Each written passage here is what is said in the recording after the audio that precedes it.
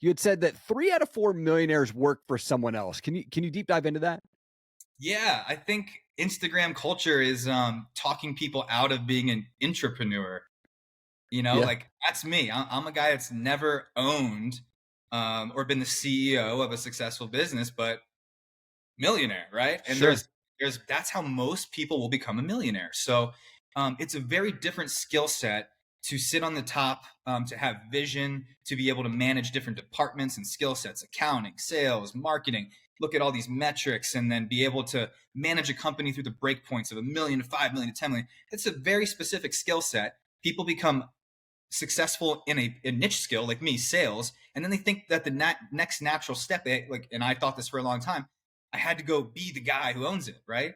Yeah. And that could be no further from the truth, right? Hey, this is a quick shout out from one of our awesome sponsors. Check this out. Thank you to Tracy down at Tranquil Turtle Massage in downtown Coeur d'Alene. Look, my wife and I, we see Tracy and her team every single month for couples massage, and it is the best thing. Tracy is a master massage specialist and a Hanu Ashiatsu trainer. You need to reach out to Tracy and her team. Make sure that you tell them that I sent you, and you'll get $25 off your next massage. Also, while you're there, check out CDA Brows, Body, and Ink. Make sure to tell Tracy that I sent you, and you'll save $100 on your next tattoo, brows, and plasma tightening services.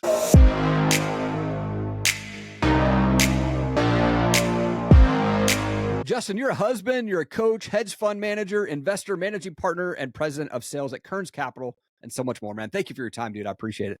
Yeah, happy to be here. This is what it's all about. I like to kick things off by going back a bit, though. Where did you grow up, and what was childhood like for you? Yeah, so I grew up right outside Washington, D.C., in a suburb in Maryland. It's called Clarksville.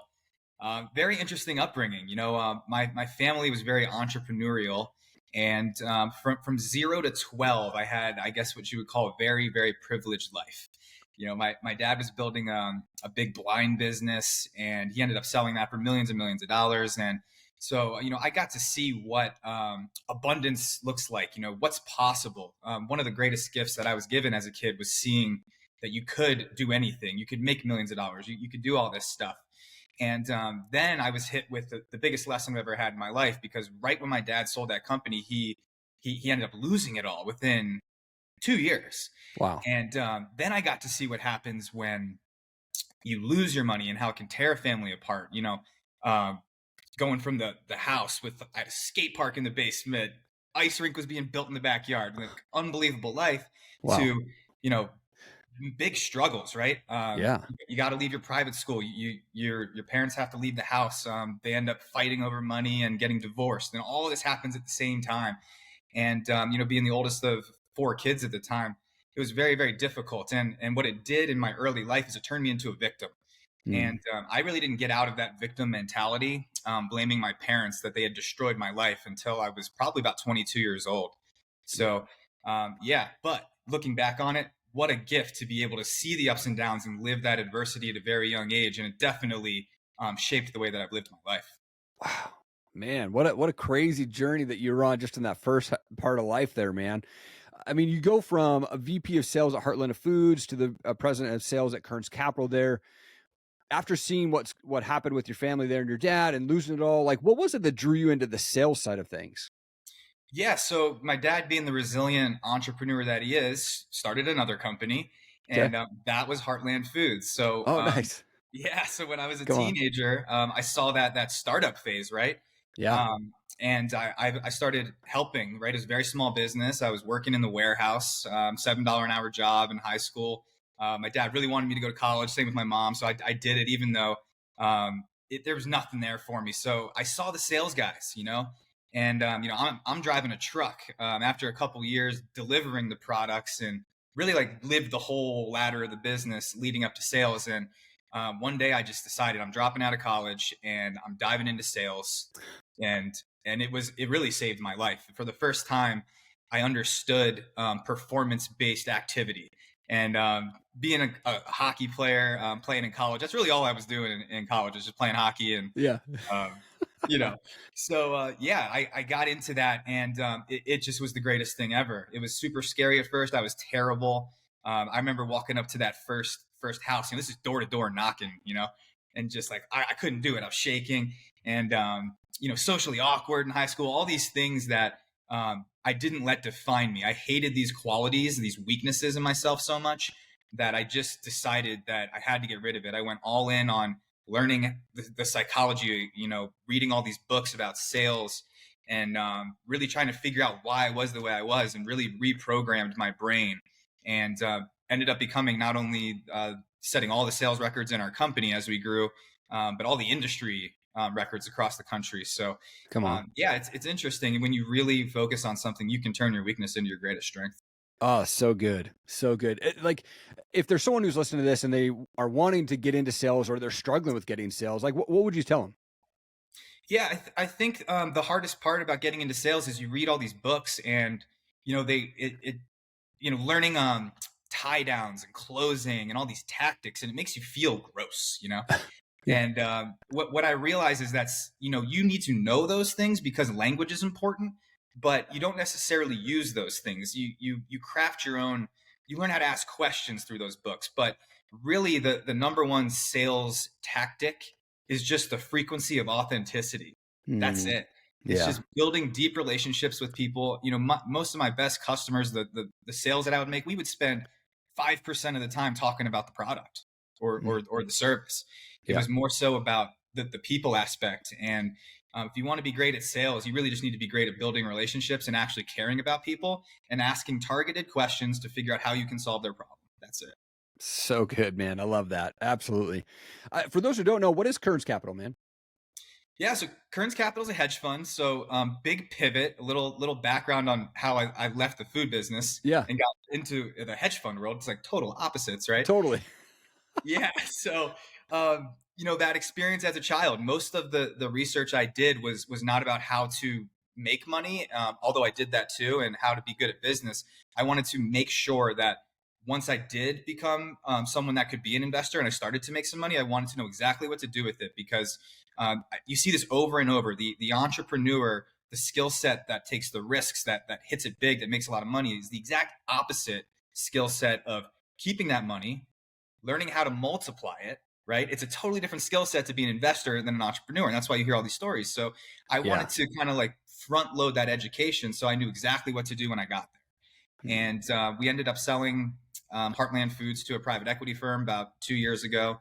And I knew exactly what to do with the money. And I had been investing in the private placement space with profits from Heartland for a long time as an LP. So I knew that once I got out of the food business, I wanted to be on the GP side of the money world. And I had to pivot quickly. We were not planning on selling this company. Okay. Pandemic happens. We're in a food delivery service. The business just triples overnight.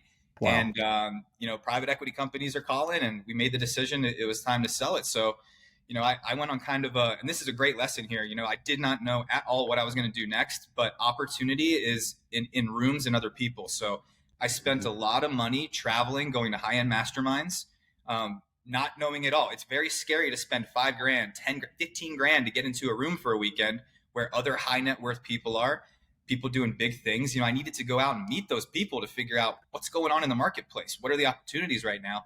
And that's where I met my business partner that was starting a hedge fund, Cody Kearns.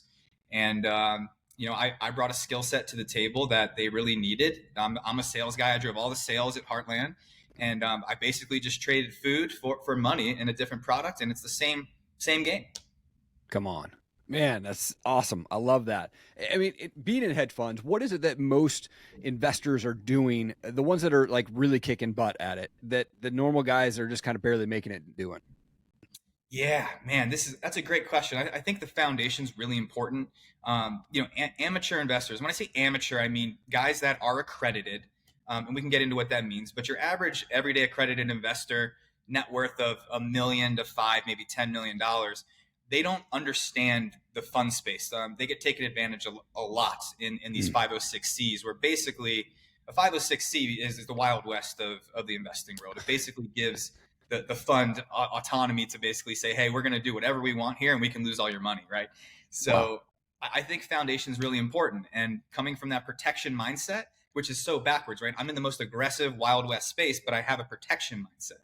And it's how we protect the investor. So when you build out your fund, having legal counsel, structuring your PPMs correctly, having third-party administration in place, this is huge. Every Ponzi scheme from the beginning of time had the same common denominator. It was internal reporting. Someone was falsifying stuff and there were no checks and balances. So if there's one thing you take away from this podcast, if you're getting into the private placement space as a limited partner on the LP side, ask them who does their third-party administration, because that is a separate outside service that sends the reports to the investors every month.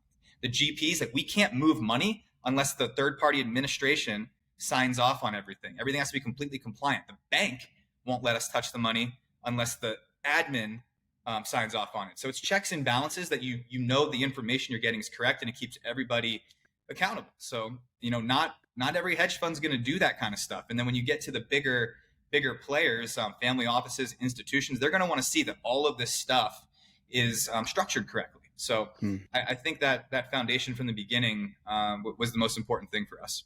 That's huge, man, to be able to do that. And yeah, the whole like internal that you hear that all the time, man. It's always somebody on the inside ruining somebody else's day or taking their money, man. As I was looking through your website, you've got this really awesome mastermind. It's called Top Tier Mastermind for One. I want to get into this. This sounds awesome. What does the Top Tier Mastermind entail, and how can folks be a part of this? Yeah, I love you bring that up, because I'm getting my website redone, because that's a thing of the past. But oh no, okay, that's good though. There's good lessons here. Right? Like when we were selling that company and I didn't know what I was going to do next, I tried a lot of things that really work, and Top Tier Human was one of them. Okay. I mean, it kind of worked. It was a coaching business with a mastermind. It made money, but it was kind of like trading a sales job for another sales job. It didn't really have a big future. But what it did do, because it was during the pandemic and there was nothing to do, so I started this online mastermind, and in my Instagram, I started sending DMs to all these successful people to bring them on to speak at my mastermind. And then we would do it live on Zoom. So anybody who wanted to attend and watch could do that. And sometimes you just don't know what you're investing in, right? All of those relationships I built there, some of them became investors. We're talking millions of dollars comes to Kearns Capital because of something I did before I was even there. Wow. And I think the lesson is try a lot of things, invest in it all out. If it doesn't work, cut the cord, move on to the next thing. Don't be afraid to fail, because you really don't know what you're investing in. It could be something that comes back to you later. Yeah. Oh man, that's so good.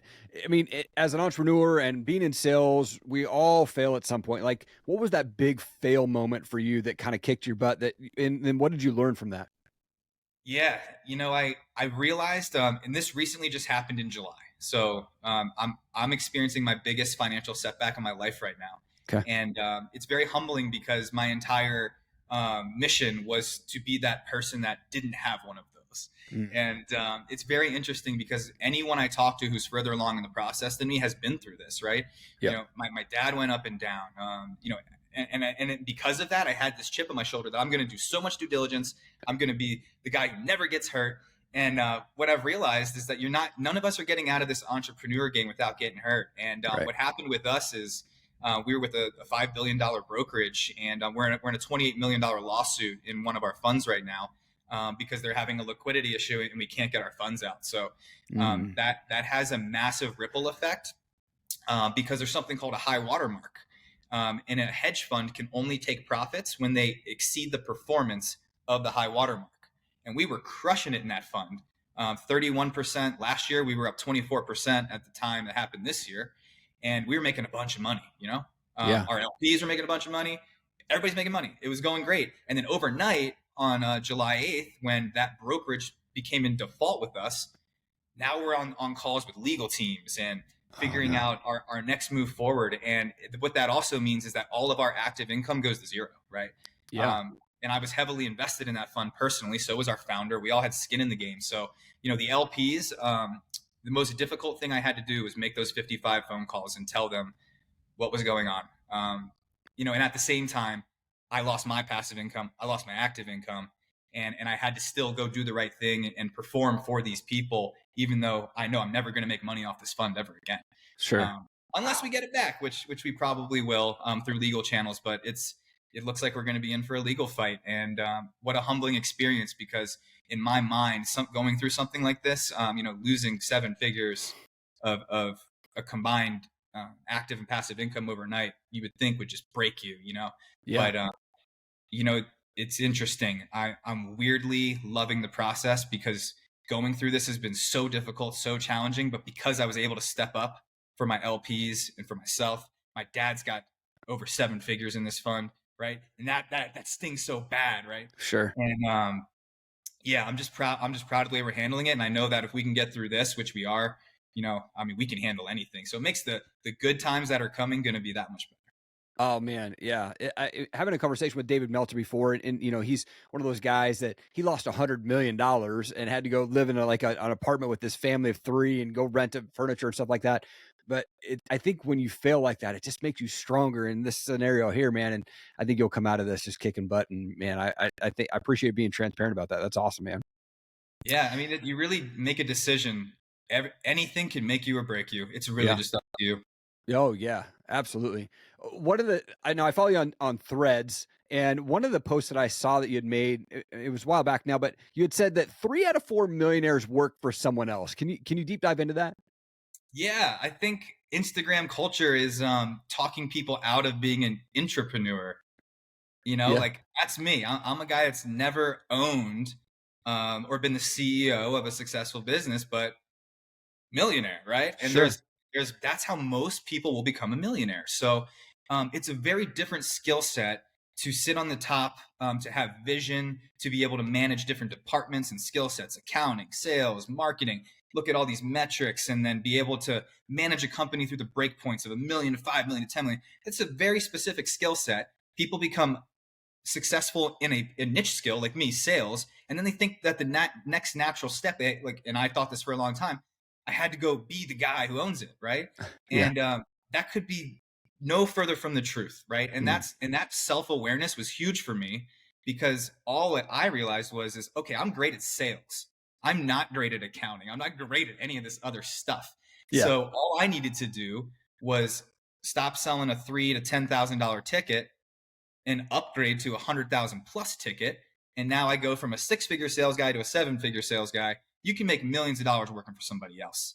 You just have to know what your skill set is and just dive in and be the best at that thing. Because the best person at any one thing is a very high paid person in this world. I love that, man. That is so encouraging to myself and so many other people, man, because I think that was the dream of myself for a long time, was just be that full-time entrepreneur, go out and just own everything, right? And I work a full-time job still, but I do this podcast and it's my passion, and talk with awesome people like yourself, man. But it's so encouraging to hear, you know what, you don't all have to go and take it all on. Like, we can work for somebody else and still be that millionaire, still be making a massive impact. That's huge. Just side question, like, what's your thoughts on Threads, man? It's kind of an interesting app there. I was when it first popped out, I was like, I was late to Facebook, I was late to Instagram, I was late to LinkedIn. I was like, I'm gonna be early, and I think I was maybe like only like 1 million or 2 million people had signed up for it. I'm like 1.9, I think. Come on. Right out the gate, I hit it pretty hard, and I wanted to see just like, because it was ground zero. Like how many real warrior followers do you really have? You're gonna find out in the first 30 days. Mine went to like 7,000. I was like, Okay. oh, that's pretty cool, you Yeah. know. Whereas guys, the big gurus are going to hundreds of thousands and millions. Right. It was a cool experience. But to be completely honest, it's kind of faded away for me. I Totally. haven't really been posting at all. Yeah, I don't know. Yeah.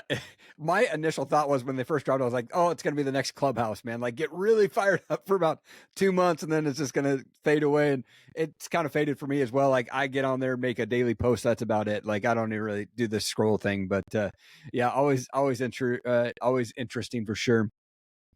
Man, you've got success, you've got money, you've got great life. What is it that keeps you going at this point?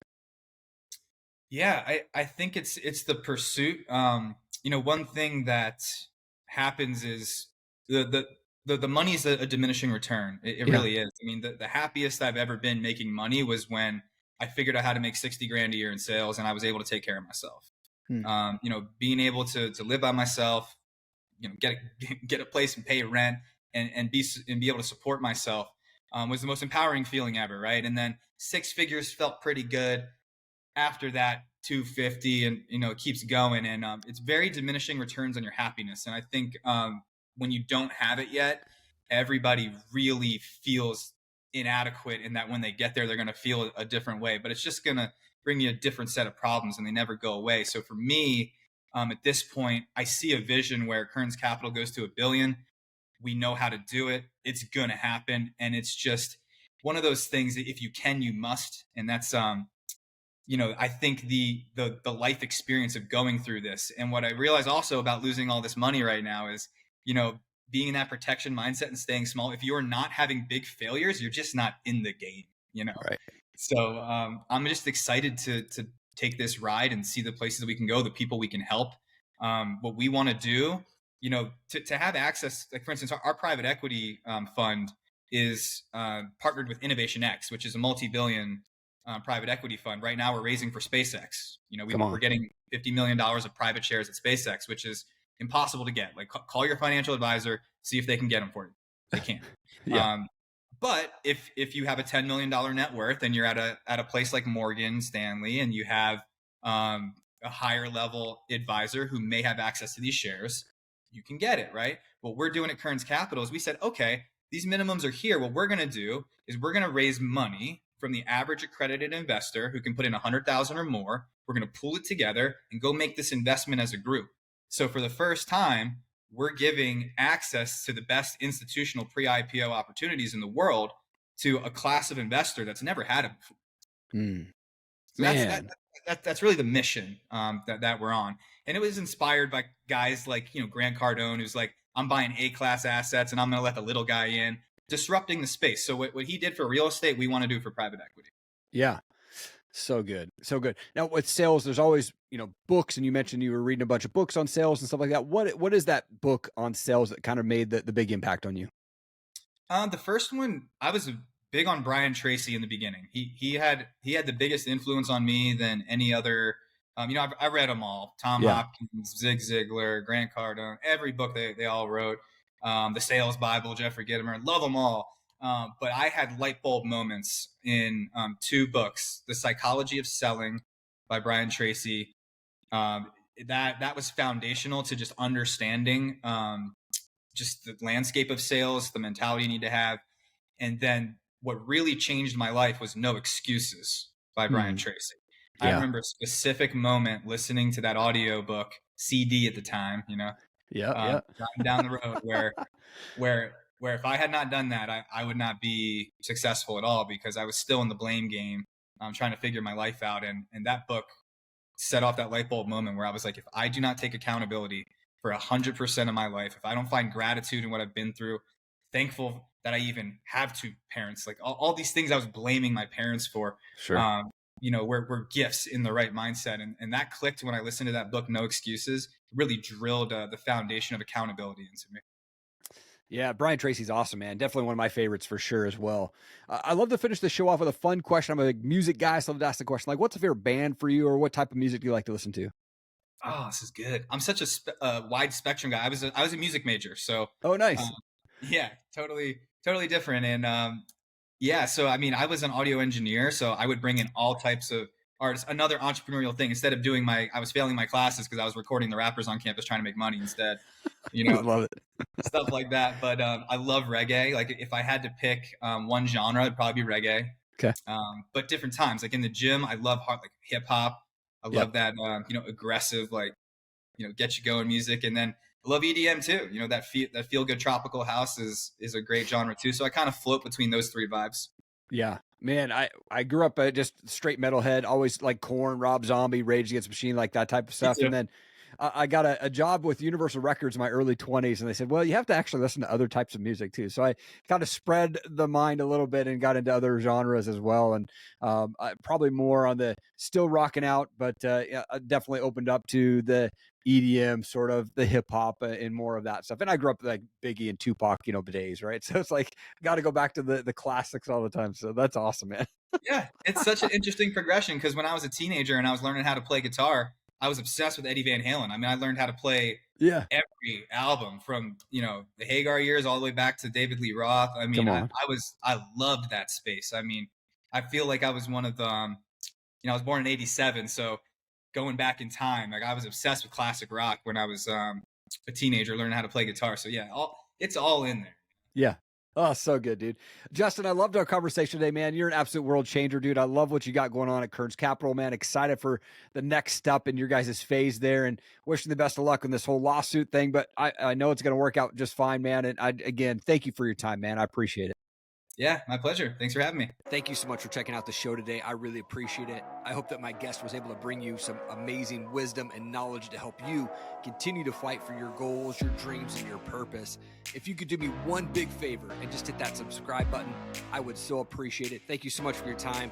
Keep changing the world. I believe in you. Have an amazing day.